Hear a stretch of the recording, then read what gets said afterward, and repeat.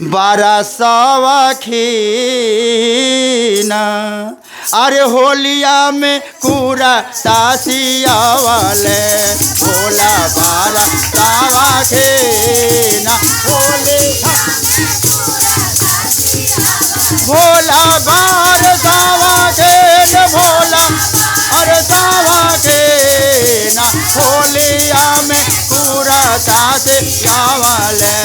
भोला बार सवाखीना होलिया में कुराता से अवले भोल पैजामा सियावले कुराता से अवले भोल पैजामा अरे गामा छामा गैले बोटे नार हो आहो गामा छामा गैले बोटे दार होलिया में कुराता से अवले भोला बारा सवाखीना वाले भोला बार सवाखीना होलिया में कुराता से अवले भोला बार अरे दिल खोल के पेनिए ओढ़िए भोल गैले साई आरिया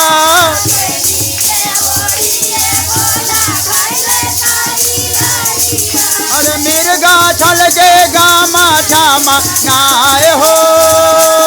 आहो मिर्गा छल के छामा गाय होलिया में कुराता से अवले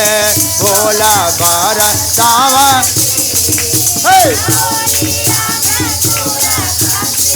पेनिए ओढ़िए भोल गैले ससुरारिया पेनिए ओढ़िए भोल गैले ससुर अरे साली सरहद के ले दुआर हो आहो दुआर होलिया में कुराता से अवले भोला बारा सवाखीना होलिया में भोला बार सवाखीन भोला अरे भोला बार सवाखीन भोला सवाखीना होलिया में कुराता से अवले भोला बार सवाखीना होलिया में ले भोला बार सवाखीना।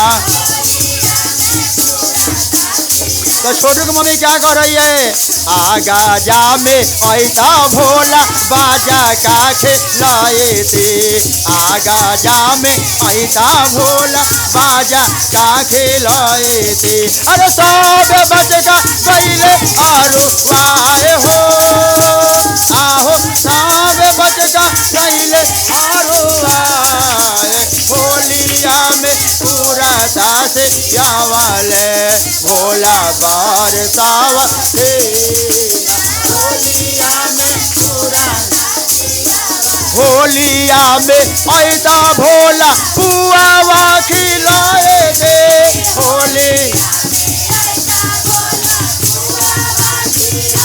पुआवा खिलाए थे दही बारा के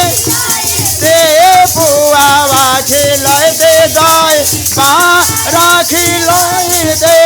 सब पुआवा आए हो आहो सब पुआवा होलिया में कुराता से अवले भोला बार सवाखीना होलिया में कुराता से अवले भोला बार सवाखीना होलिया में कुराता से अवले।